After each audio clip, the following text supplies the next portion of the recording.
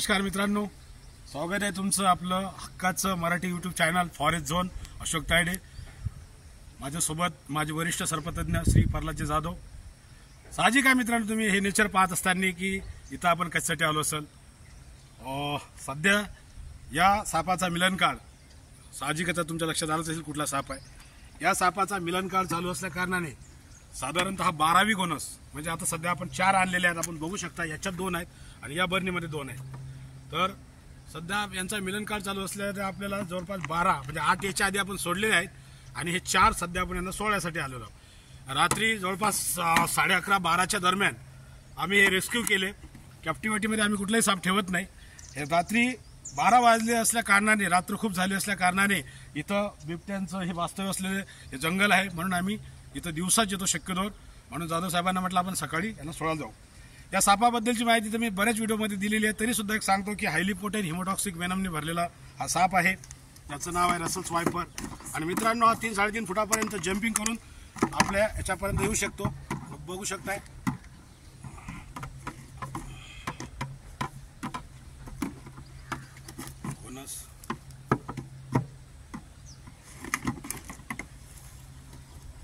बघू शकताय रसल स्वायपर कसा असतो।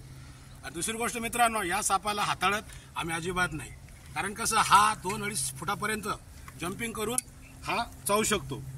तर भारतामध्ये सगळ्यात मोठे विषदंत असलेला कुठला साप असेल तर तो हा साप आहे मित्रांनो।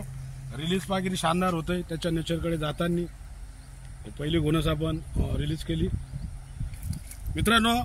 यांचा मिलन काळ असल्या कारणाने जवळपास एक मादी असेल, 2-3 नर असतात किंवा 2 मादी असले 4-5 साप आम्हाला दिसून राहिले।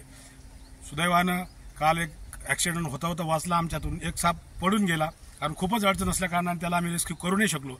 टीमच्या वतीनं आमची टीम आजभर 2-3 जण तिथे गेलेले आहेत, रेस्क्यू चालू आहे। तो जर भेटला तर त्याला परत सोडण्यासाठी आपण इथे येणारच आहोत। पहिला सोडला, दुसरी गोनस बघू शकता मित्रांनो। खूप खतरनाक साप आहे, अग्रेसिव्ह साप आहे मित्रांनो। हे याला कोणीही चुकीच्या पद्धतीने हाताळू नये। खतरनाक असा मुवमेंटवाला साप आहे, बघू शकता। बिग साईज एवढा मोठा जीव मित्रांनो, हा सोडताना सुद्धा आम्हाला खतरनाक सामना करावा लागतो। आणि तुम्हाला जवळून दाखवण्याचा प्रयत्न असा की या सापाला कोणीही अजगराचं पिल्लू अथवा अजगर समजण्याचा प्रयत्न करू नका, कारण हा भारतामधला मोस्ट वेनमस साप म्हणजेच की रसल वायपर, घोणस, विदर्भामध्ये परळ अशा अनेक नावाने याची ओळख आहे। दुसरा गेला, बघू शकता शानदार रिलीज। तर याची माहिती देण्याचा मुख्य उद्देश हाच आहे मित्रांनो की याच्यासोबत कोणी खिलवाड करू नका। साप आहे, विषारी साप आहे। चावल्यानंतर सीधा गव्हर्नमेंट हॉस्पिटल, दन झाल्यानंतर तिथं माज फुलणं, सुजणं, तुमच्या हिरड्यातून, नाकातून, डोळ्यातून रक्त येणं हे त्याचे सिम्पटम आहेत। याच्यावर एक मात्र इलाज आहे अँटीव्हेनम आणि ते गव्हर्नमेंट हॉस्पिटलला अवेलेबल आहे। तर चला आता 2 सोडलं मित्रांनो आपण। तर आता आपण तिसऱ्या गोनसला सोडूया, तिसऱ्या आणि चौथ्या। बघू शकता खूप डेंजरस मुवमेंट आहे हे, तर खूपच बिग साईज आहे मित्रांनो। आपण आवाज बघू शकता कुकरच्या शिट्टीसारखा। हा मित्रांनो त्याच्या वजनापेक्षा आपण बघू शकता किती खतरनाक हा जीव।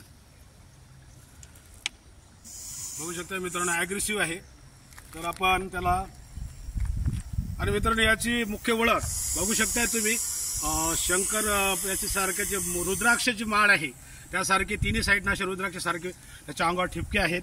आणि कलर बघू शकताय तुम्ही त्याचा भुरकट असा, आणि खूप बिग साईज घोणस त्याच्या नेचरमध्ये जाताना। पाण्याच्या दिशेने चालला मित्रांनो तो, पाण्याच्या दिशेने रिलीज पण झालाय।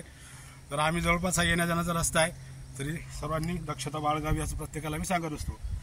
तर तिसरी घोणस गेली मित्रांनो। आता वेळ आहे चौथ्याची। हा बी त्याच साईजचा आहे, बिग साईजच आहे, बघू शकताय। बघू शकताय मित्रांनो किती बिग साईज आहे। भीती वाटते मित्रांनो आम्हाला सुद्धा अशा आल्याचं होतात। तर चला मित्रांनो, निसर्गामध्ये त्यांचं आबादी वाढवण्यासाठी आता इथे निसर्ग त्यांना पुरेपूर साथ देतो असा हा निसर्ग इथला। पाणी आहे, त्यांना खाण्यापिण्याची पूर्ण इथे व्यवस्था आहे। तर साप बघितले मित्रांनो, एकाच जातीचे 4 साप म्हणजेच की आपण रसल वायपर, घोणस या 4ही सापांना त्यांच्या निसर्गामध्ये अधिवासामध्ये आपण त्यांना सोडलं। कुठेही साप निघाला मित्रांनो तर आम्हाला कॉल करा, डिस्क्रिप्शनमध्ये आमचा नंबर आहे। चॅनल आवडलं अशी व्हिडिओ पाहण्यासाठी चॅनलला सबस्क्राईब करा, लाईक करा, शेअर करा। चला तर मित्रांनो पुन्हा भेटूया कोणाची मदत करताना आणि असे जीवजंतू वाचवताना। जय हिंद।